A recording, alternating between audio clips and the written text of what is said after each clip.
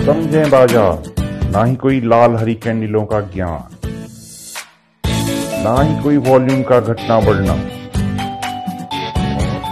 ना ही किसी तरह के मूविंग एवरेजेस का खेल, ना कोई इंडिकेटर का विज्ञान।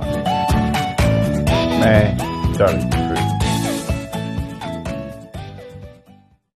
बैंक निफ्टी फ्यूचर और 15 अक्टूबर को बैंक निफ्टी फ्यूचर ने कैसे काम किया है आइए देखते हैं। सबसे पहले तो ये स्लाइड 14 अक्टूबर की, जिसमें कि एक एनालिसिस हुआ था कि जो 23,000 के पास है, यहाँ पे हमें एक सपोर्ट मिलने के अच्छे सपोर्ट मिलने की प्रोबेबिलिटी है। ये जो अपना बॉटम था और अभी प्राइस चल रहा था 14 अक्टूबर को क्लोज हुआ था 23,944 के पास, ठीक है। और आपका जो 15 अक्टूबर को खुला है प्राइस 23,969 के पास, और उसके बाद ये 24,100 के पास गया है प्राइस, और वहाँ से ये आपको ये जो है 2324 24,230 का, जो कि पहले भी एक बताया गया था एक रिजेक्शन की तरह काम करेगा 24,230 का, उसने रिजेक्शन की तरह काम करना शुरू किया। इसके ऊपर अगर हाई लगता और टॉप बनता और उसके बाद नेक्स्ट प्राइस ऊपर साइड में जाता, जो 1030 फैक्टर भी है साथ में, तो आपको प्राइस तेज होने की प्रोबेबिलिटी थी, जैसे अपना एनालिसिस हुआ था।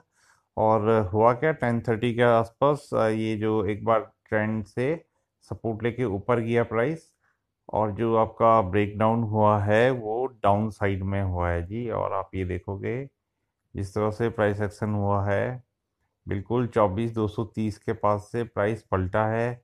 क्यों पलटा है, कैसे पलटा है, ये तो सिर्फ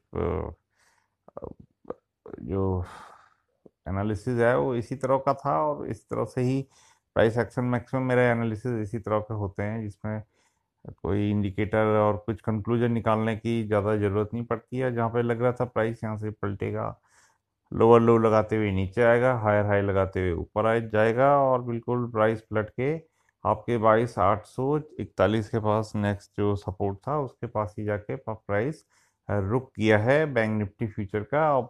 अब आप ब्रॉडली देखे हुए तो ये देखिए, सबसे पहले तो ये जिसमें हमने कहा था 23,000 के पास प्राइस के आने की, या 23 यहाँ पे बहुत अच्छा एक सपोर्ट मिलने का चांस है, तो प्राइस आके बिल्कुल वहीं पे रुका है। देखिए ये अपना स्पॉट था और प्राइस यहाँ पे आके रुका है। तो इस तरह से एनालिसिस है ये बैंक निफ्टी फ्यूचर का। बाकी इसके ब्रेक होने के बाद 23,000 के ब्रेक होने के बाद 22,840 के पास आपके पास इमीडिएटली एक सपोर्ट जोन है, उसके बाद फिर 22,500 के पास है, लेकिन 23,000 के पास अभी आपको सपोर्ट एक दिख रहा है।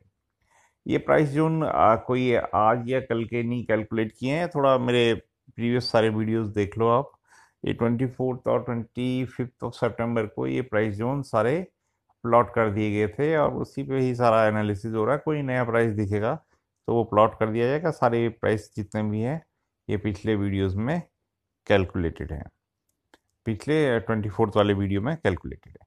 निफ्टी फ्यूचर का देखिए, कल का जो एनालिसिस था उसके हिसाब से जिसने भी सुना हो या देखा हो, तो 22 के बाद 22,50 के बाद थोड़ा तेजी थी, 22,100 तक की लग रही थी कि एक तेजी बनने की संभावना है, क्योंकि पता किसी को नहीं है, एक ये एनालिसिस होता है, प्रोबेबिलिटी है, प्रोबेबिलिस्टिक मॉडल है पूरा का पूरा। और नीचे 11,822 के पास आपको पास जो सपोर्ट था, यहीं से हम पलटे थे। हुआ क्या है, और ये भी कल बताया गया था कि इसके नीचे थोड़ा सा आपको थोड़ा कमजोरी सिस्टम में आ जाएगी।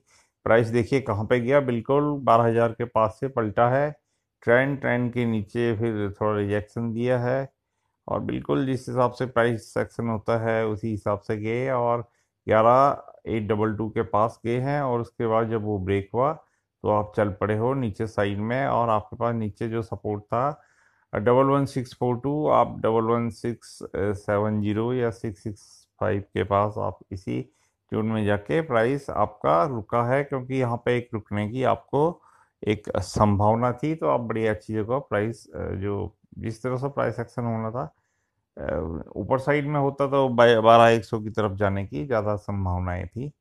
और इंटरडे लो टूटा है 10:30 तक का, उसके बाद जो प्रीवियस डे लो टूटा है, तो थोड़ा सा सिस्टम वीक हो गया है।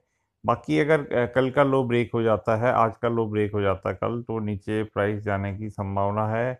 प्राइस फिर 11,400 के पास जाने की, 11,400 का एक प्राइस जोन है, उसके पास जाने की एक प्रोबेबिलिटी है। Please consult your financial advisor for trading or investment decisions.